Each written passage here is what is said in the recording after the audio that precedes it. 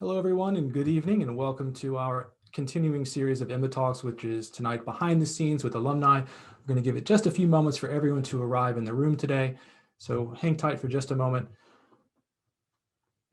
There we go, Zainab, hello. Matthias, hello as well. Matthias and I were talking before we opened up the room. His background game is probably some of the strongest I've ever seen. Do you have any ones that move tonight? Or are you going to keep them all still? What do you think? No, I'm going to keep them still, just to make sure that the attention is where it should be.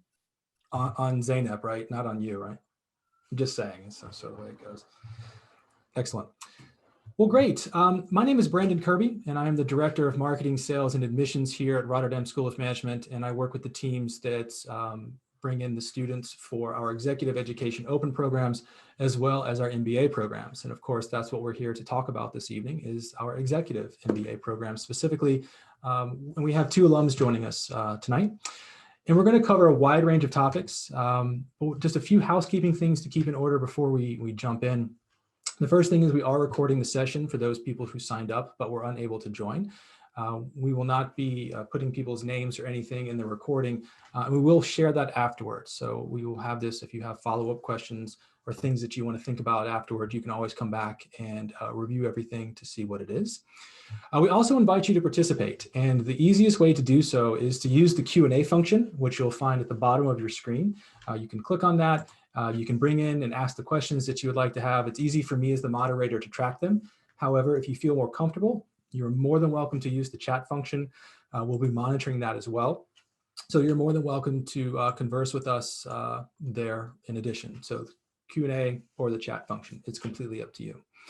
We did originally allocate for about an hour and a half for this session, and we figured that 8:30 is pretty late on a Thursday night, and so we are going to stay here for as long as we have questions. So we're not going to stop short, but we plan on being finished around 8 or a little thereafter.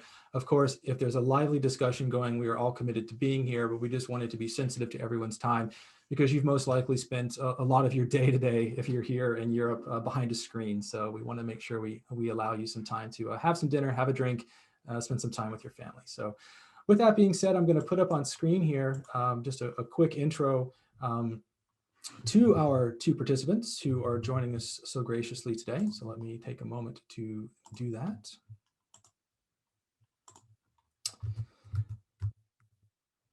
All right. Just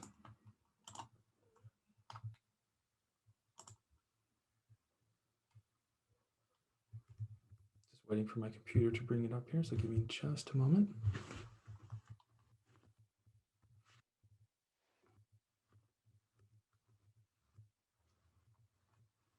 Right. So we have two alums joining us who are actually from the same class. That happened by chance, actually, but I think it's interesting because you'll get to have two different perspectives of the same group, which I think is something that's kind of unique in a way. First off, I'd like to welcome Matthias, I always mispronounce your last name, Wilhelmus, because my Dutch is horrible. And Matthias, you're now working with Head of Marketing at Peretti.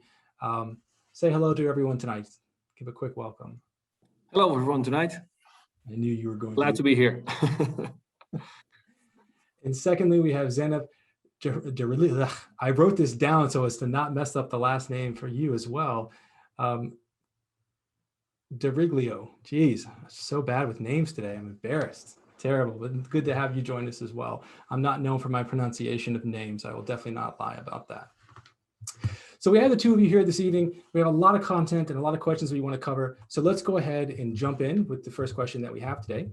And really what we're here and what a lot of people are here to find out about is about the true experience of the program. And that was the design. And this is the second time we've done this sort of event to really get behind the brochure and the things that you find on the website, the common questions that you might have, or people might be thinking about, to really get into what is the true experience of being in an MBA program, and more specifically an MBA program here at RSM. I do want to start off with a question for both of you though, and it really is just getting to the heart of the matter about why you decided to do an executive MBA. I think that is a real critical question that everyone on the call should be asking themselves. It is something that you need to think about before you take the time, the energy, the money, the effort to do a program. So Zainab, let's start with you perhaps. Why did you decide to do an executive MBA? Yeah, sure. I have an engineering background, and I always worked in companies in engineering and scientific roles until I found my job in marketing and sales. And then I realized that, okay, what I have been doing so far was not enjoyable as I'm doing at the moment. And, you know, in marketing and sales, it's all about numbers and delivery. And with only the engineering background and engineering education, that I think it was not enough. Therefore, I decided to first take in one of the management courses from RSM. And then I said, no, I need the full package, which can give me the whole understanding about the reasons behind the decisions of the higher management. And yeah, like why you need to have zero inventory, for example, why you need to work with no inventory and keep on producing made to order while you have a huge pile of orders still, and you know, things like that. And everybody can find different things in this education, but for me it was important to have the business, the understanding of the business mostly. And I think it already made a huge difference within these 2 years. Understanding the business is something that we hear. We have a lot of people who are specialists, you know, who have been focusing in a particular area for a lot of their career, and now they're looking up and they want to have that broader view. Matthias, was that the same for you, or was that something that was different for you? No, well, partially, to be honest. My MBA was, I think, 10 years in the making. I had it almost approved 10 years ago in a different company, different lifetime, I would almost say. And last minute, the CEO canceled my request. So I got another education, which was much smaller in size. And then life happened. So I got married, I got kids, which usually puts this kind of thing where you well, at least the reputation is you have to put your social life on hold a bit. And obviously I was making a career. I really like to progress and learn. And I think that was why I started looking again. For me, it started literally with a, just like a test in an appraisal I had with the CEO of the company I was working in at the time. In my appraisal, I said at one point, like, yeah, if there's anything, there's this topic of education in the form we have to fill, and if possible in any way, I'd like to do an MBA. I know it's not realistic to ask this, but he interrupted me. He said, no, it can be realistic. So that actually opened the door. And for me, the reason behind it is I've been in marketing and sales all my career.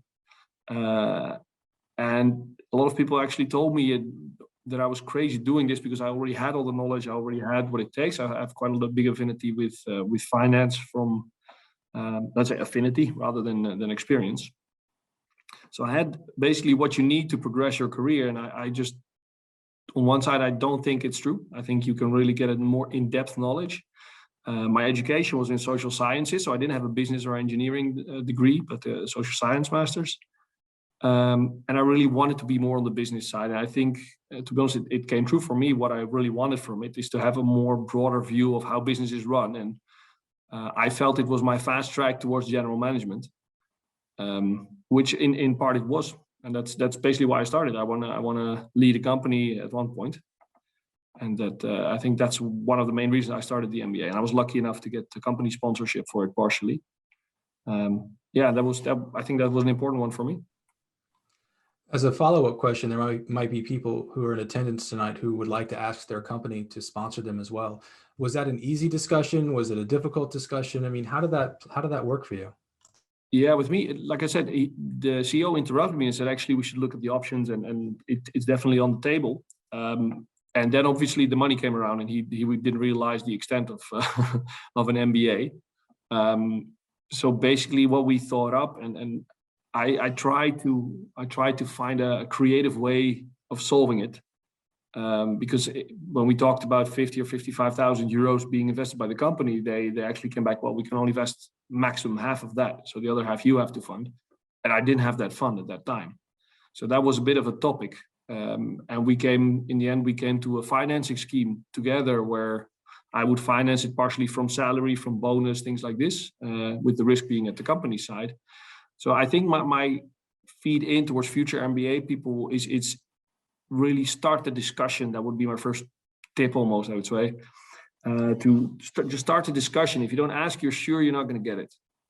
If you have the financial opportunity to do so, obviously that's really good. But if you don't, I think starting up the discussion and trying to understand what value you could add based on the knowledge you'll get, that's usually a very good one, a good place to start. And try to be creative in how you fund it. Because if you simply ask your money to fund you a lump sum and you have to sign for a few years usually, that's one way of doing it. If the company is open to it, then good for you. If not, be creative in the solutions you can find. That's so true. We often advise people that time is also a very valuable resource. And so if your company is unwilling to sponsor you financially, you can also ask them to be able to have to sponsor you with time away, or being flexible with when you have class weekends and things like that. We have several people in the chat today who are also with RSM admissions, and so I might ask if maybe we can put a link to the business case that we've also written for those individuals who are looking to be able to ask their company for sponsorship. Maybe we can drop a link in the chat at some point on that.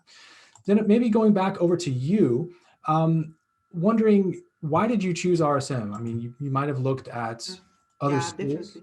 Yeah, but you chose RSM. Maybe talk to us about that. Yeah, indeed.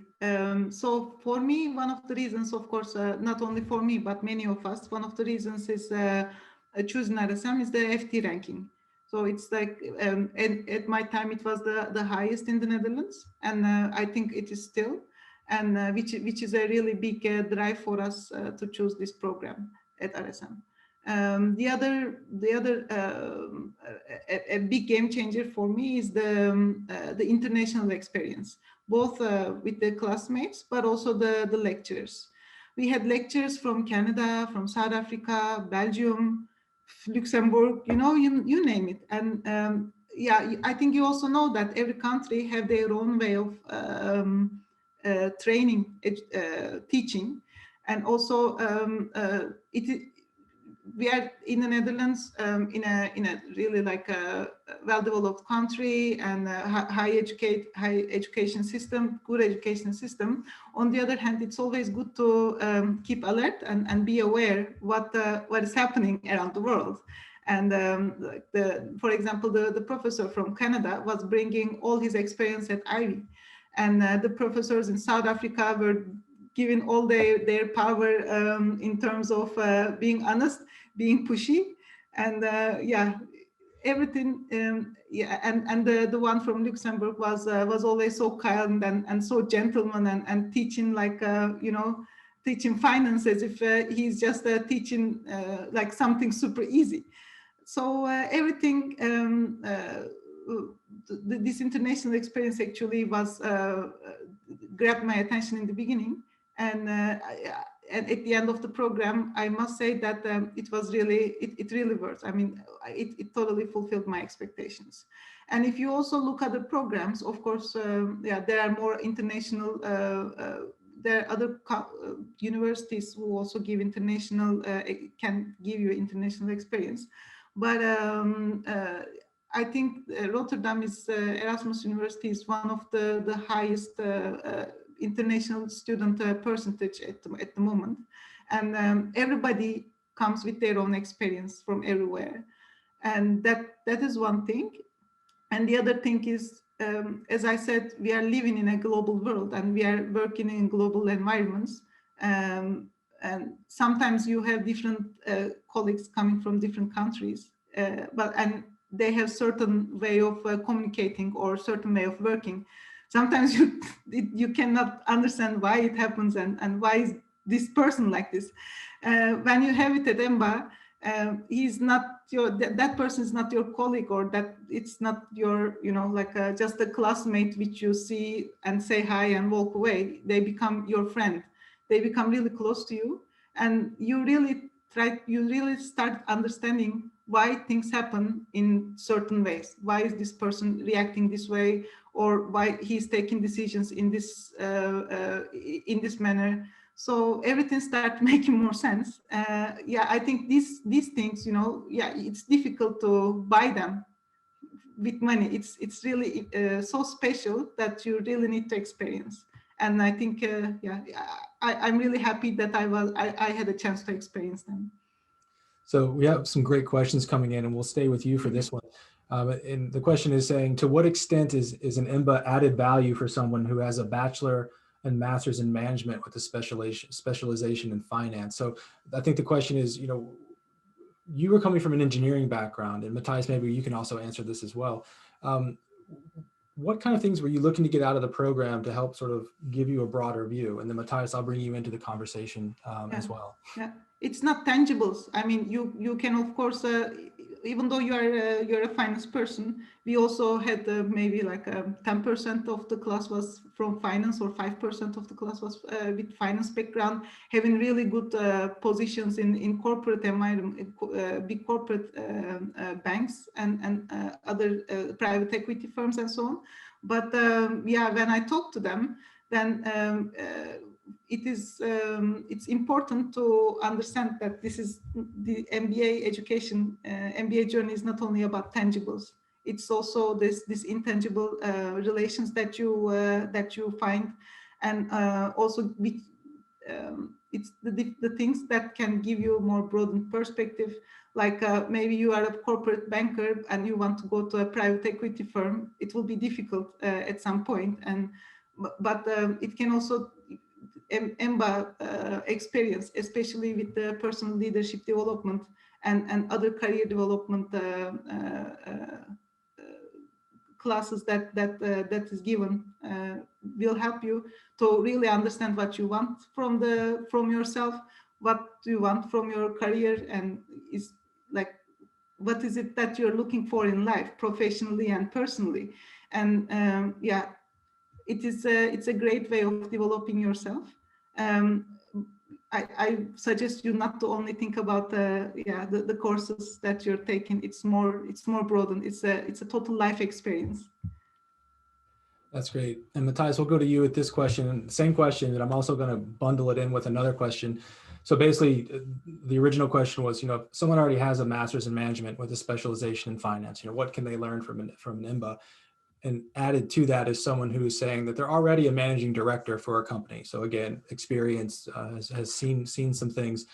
What insights, what skills or knowledge can they gain from being in an executive MBA company program that will add to the company?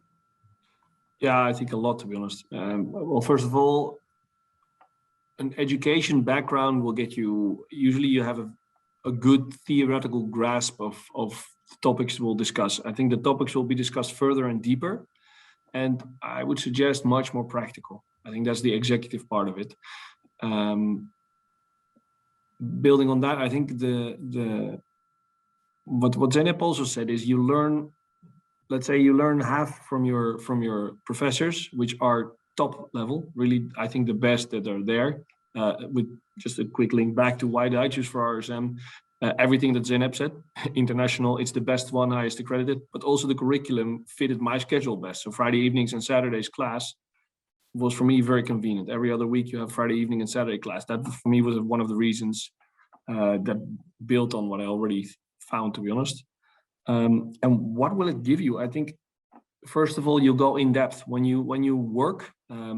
I've done a lot of forecasting. I've done a lot of business cases. I've done a lot of, let's say, proposals and pitches, even some merger and acquisitions. From a commercial perspective, what the MBA does, it takes you more in depth into each subject specifically, but it helps you combine them. I think that's one of the things that you will not have so much. You'll be challenged also to look beyond your industry.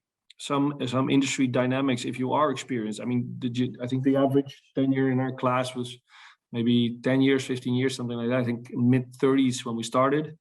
I started when I was 39, I think. I'm 42 now, so I was one of the relatively older or more seasoned, let's say, of the class.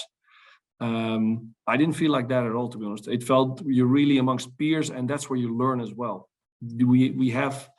I think we were extremely blessed with our cohort. We had really, really top-notch people. Koen Krijns, who won our student award, I've learned so much from him. It's one of the examples I can give. He's the founder of hardware.info, and he was really just so constructive in his approach, and he really, you help each other learn. And I think that's a thing. And also the bad side, you also have teams that don't function, even though you may like all the people in the team. Somehow when you come together, you don't function. That's another thing you learn. The good thing is I wouldn't call it a safe environment, because for me it was not, but it is an environment where you can test, where you can experiment. So you can change your behavior that you might not want to do in a company environment, but you can test it. And it might have repercussions, but at least it's in a controlled environment. So building the first part, when you have an education in management with specialization in finance, you will go much, much deeper and broader, both. So you'll widen your T and you'll strengthen your T, also depending on your electives. When you're a seasoned professional, you are a managing director, you're going to learn more in-depth knowledge of each single professional function that you have to deal with and how you can structure it. I think my knowledge, apart from the intangibles, were also really tangible. I had recently changed jobs. I went from a company, I got reorganized, so I got fired at the end of the MBA because of COVID. We were struck very hard. And I didn't mind at all because I felt so equipped to deal with whatever. Founded my own company, and I felt really good at it. And then, yeah, like I said before, life happened. A chance came by, and I started at Boretti. And in my application process, I noticed that I could do things, and I could be let's say I could have conversations at a level that I'm 100% sure before the MBA I could not have that conversation. It's just I just didn't have the knowledge, I didn't have the depth, and sometimes it's literally one of the main things we said during the MBA's trust the process is literally it. I've had courses that I at the time did not find interesting at all. And I was really dragging myself through class. I really forced myself to be an active listener and somebody who participates in class. But some classes I really didn't like, and I really, truly had the feeling I will never apply this. So where's the practical applicability of this class? And all of a sudden, I am in this application process, and I see myself using models we learned in that class. It literally as stupid as that. Things that you learn by doing, and you don't really notice it that you're learning it, but you apply them without thinking. I think that's a definite added benefit of the class. And for somebody who's a senior executive already, you will learn yourself. I think you will learn to know yourself, you learn to steer yourself, you learn to assess situations, others, and move it forward. You will dramatically increase your added value to the company you're working for, regardless which company you're in. There's another question here in chat, which I think kind of ties into what something you just mentioned, which is, did the program fulfill your expectations at the start? So in other words, you go into the program, you thought it was going to be one thing. Was it what you were expecting? And Matthijs, we can start. Yeah, please go ahead, and then Zeynep, I'll come to you. For me, no, it did not fulfill my expectations. It turned out completely different, but better, to be honest. I thought I was going to get more, let's say, theoretical knowledge, like you would in a master's in management or master of business administration, but more theoretical one. That's what I thought I would get from it. And well, to call it life-changing, well, physically it did change my life, but it's also, I think it really changes your perspective on business matters. Let's call it like that. And one of the things that I signed up for, by the way, I forgot to mention, is the personal leadership development, which also was one of the pitches towards my company, that it will make me a better leader. And I do think it really did that. Because you're challenged, because not everything goes right, and it's not fun. Don't get me wrong. It's definitely not fun for 2 years. It's hard work, it's sweat, it's tears, it's really, really it really confronts you with the bad side of yourself or your situation. But in the end, this is one of those trust the process moments. You will make it through, and your cohort will help you, and you will get into fights with people, and you will solve it. And in the end, you will make it happen, and you will change. And in what way? I think that differs for every one of us, but you will change, and you will learn, and you will be better at whatever you choose to be better at, but you will be better. Zeynep, what about something that Matthijs mentioned a moment ago about teams? And we talked about this before we went live about teams, because they can be sometimes the most supportive and the best thing, and it helps you through, and sometimes it makes you want to pull your hair out. So talk about your experience with some of the group work and the teams that you were in, and maybe highlight something that was a positive and that you really enjoyed, and then something that maybe, was a struggle, but you learned something from it. So maybe talk a little bit about teams. Yeah, definitely. No, in the beginning, the first week is the most challenging week. That's the first thing that I want to mention. And on Sunday, I came back at midnight from my honeymoon, and on Monday we started EMBA, and it was like 6 straight days of EMBA from 9 o'clock till 4 o'clock. I was in the mood of like beach and pina colada and so on, and then all of a sudden I came. The first day it was also snowy, and people were 120 people looking at each other like, yeah, how is it going to be? And Wednesday they announced our teams, so we got together with these 5 people whom I don't know at all, and everybody, everybody's confident, everybody's ambitious, and everybody wants to, show themselves. They want to point out that they mean something. The first experience was quite a big struggle, but thanks to the coaching sessions, by the way, they really made a huge difference. And with the coaching session, we realized that actually we all want the same, and we are all we just want to be, our goal is the same: being good to each other, be delivering as much as we can. We also had one high, like a person who aims really high, but he was also okay that we are not in his level at some point. And it's when you are open to yourself first, and open to each other, and you are ready to cover your colleague or your teammate up, but they will do the same for you. And of course, it's a big struggle, and there are also points that you feel like, yeah, okay, what's happening in this team, But for that moments, there's always a team coach ready for you to solve the problem or reflect the problem to you if you feel like there's no problem, but there's a problem. And at the end of the day, it's if you have the same goals, and if you are just nice to each other and open to each other, it will be fine. I had it in my first team, and we still talk to each other, and one of our teammates got married last week or the week before. We participated his wedding, even though there's corona, it was still the team spirit, we were together. So your teammates can also be your friends, your really close friends. On the other hand, I also have bad team experiences, and like one of them was also due to the corona. We didn't have a proper, like a close team spirit, that we didn't do, during the coaching sessions, the team coaching sessions. We also played some small games, some trust games, which makes us also connect to each other. But online, that kind of things are not really possible. So that was one of the things that I missed on my last team. Again, sometimes you may not align on the goals, and some people have the goal to satisfy their ego, or that kind of things, and that then it will never work. If the personal coach doesn't work, if the team coach doesn't work, it will just not work.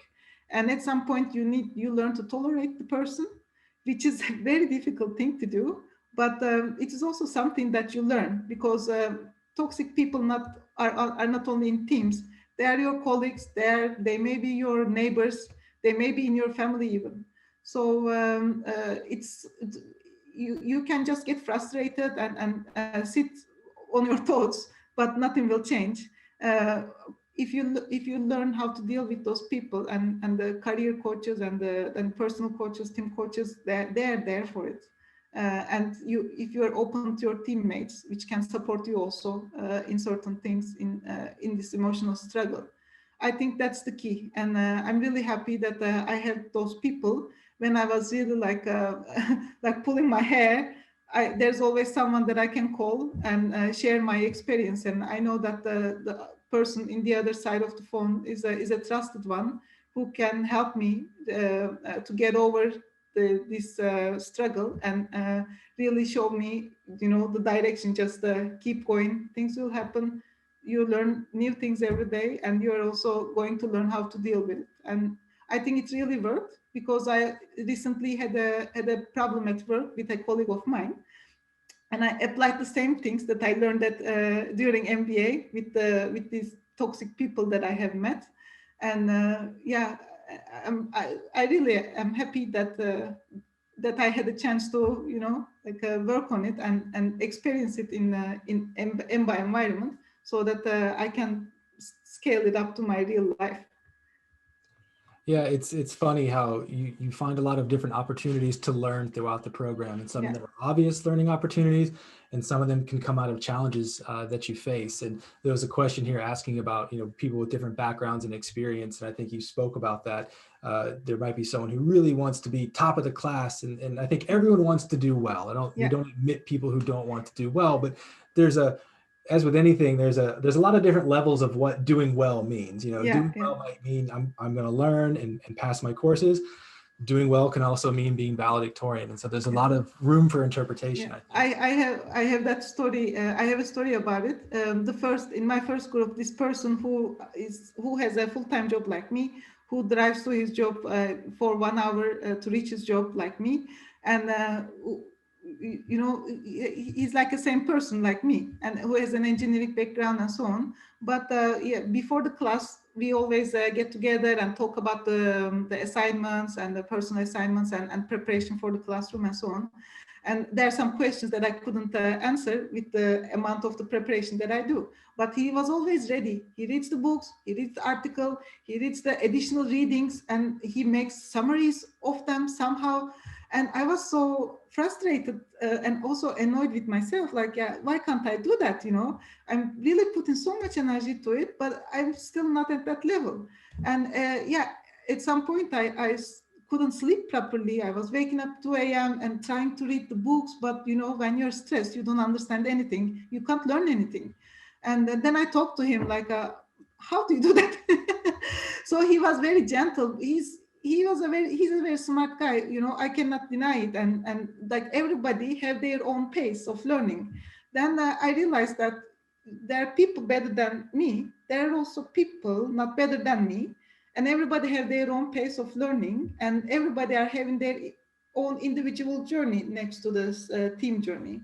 So it's like Matai said, and like you said, you have high achievers and who would like to aim the sky, and there are also people who can just keep going and learning and getting as much as possible from what is provided from EMBA. And you shouldn't judge yourself, otherwise you would have too much struggle. And that's your mental health and your physical health is the most important thing that you need to keep when you're doing this MBA program. Yeah. That's true. Finding the right balance is really important. Yeah. And Matthijs, she was mentioning a lot about coaching and about leadership development. And there was a question here from the audience asking, could you say something about leadership coaching? Has it made an impact on your career? And if so, how? Yes. It has quite greatly, to be honest, more than I like to admit sometimes even. I think